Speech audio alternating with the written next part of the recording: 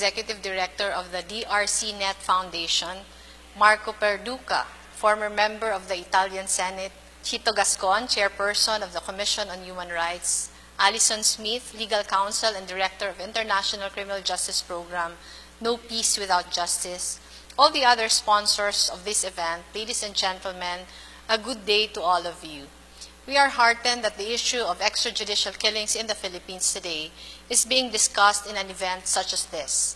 To know that the international community's eyes are on us and to feel that human rights advocates are watching over our country gives us comfort, courage, and hope. It is already February 2017, and the body count due to drug-related killings keeps growing. We are now looking at some very grim statistics. Since July last year, more than 7,000 people have been killed in summary executions.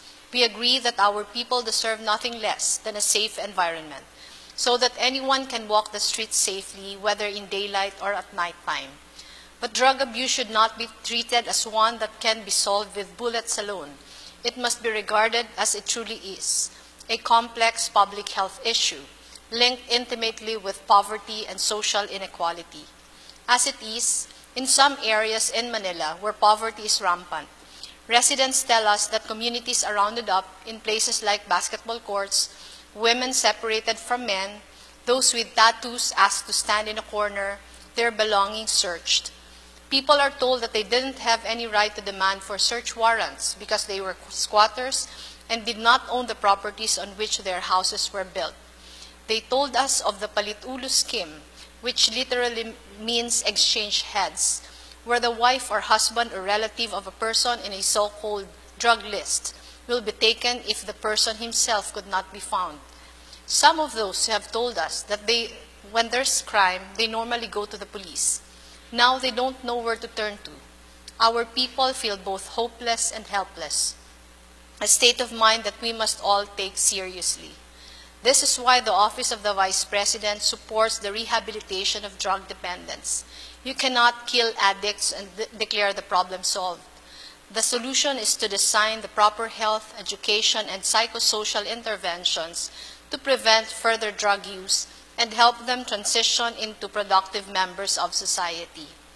Another challenge is to drum up legal and psychological support for those who may have undergone trauma due to extrajudicial killings.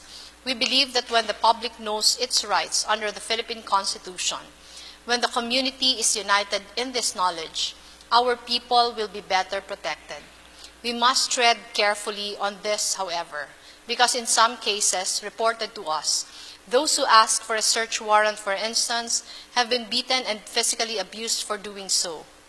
We must all demand greater transparency in the government's war on drugs, because this is a major publicly funded campaign. Our leaders must be honest about the basis of the drug war. What exactly is the scope of the drug problem? Why do numbers about the extent of the problem change, as officially reported to the nation by our president, inconsistent?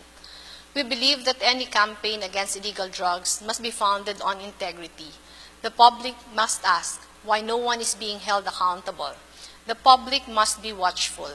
Around 500 complaints have been filed at the Commission on Human Rights and recommended to the Department of Justice for filing of cases. But until now, 7 months into the administration's drug war, no information has been filed. On top of this, there's a brewing problem. Death penalty might soon return, and the age of criminal liability might be brought down to 9. We believe this to be a huge mistake because death penalty for nonviolent offenses violate UN treaties and international human rights norms. Last Friday, a day before the EDSA People Power Revolution's 31st anniversary, we called the President to task on this.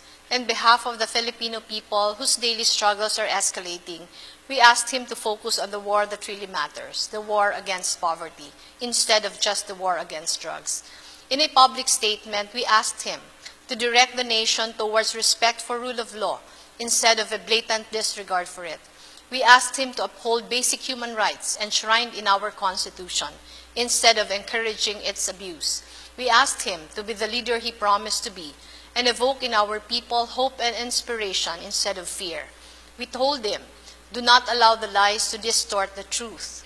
We also ask the Filipino people to defy brazen incursions on their rights. Our people have fought long for our rights and freedoms. The Filipino nation has come so far since our country's darkest days. We are not about to back down now. Thank you all for listening. May you have a fruitful discussion moving forward. The Office of the Vice President is looking forward to deepening this conversation further with you.